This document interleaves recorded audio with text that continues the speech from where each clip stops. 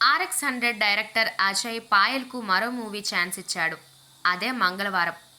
గత ఏడాది రిలీజ్ అయిన ఈ సస్పెన్స్ థ్రిల్లర్ మూవీ సూపర్ హిట్గా నిలిచింది.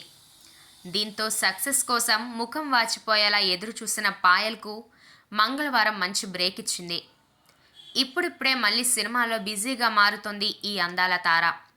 సినిమాల సంగతి పక్కన పెడితే పాయల్ రాజ్పూత్ సౌరభ్ డింగ్రా అనే వ్యక్తితో ప్రేమలో ఉంది. పలు సందర్భాల్లో ఆమె ఈ విషయాన్ని పంచుకుంది.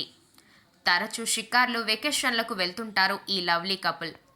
తాజాగా వ్యాలంటైన్స్ డే రోజున పురస్కరించుకొని ఇన్స్టాగ్రామ్లో ఒక వీడియోను షేర్ చేసింది పాయల్.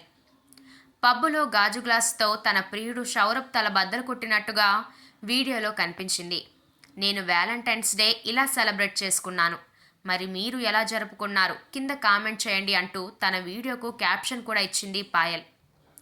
ప్రస్తుతం ఈ వీడియో సామాజిక మాధ్యమాల్లో వైరల్గా మారింది. దీనిని చూసిన వారందరూ అసలేమైంది అని మొదట కంగారు పడ్డారు. అయితే ఇదంతా సినిమా షూట్లో ఒక భాగమని తెలుసుకొని నెటిజన్స్ రిలాక్స్ అయ్యారు.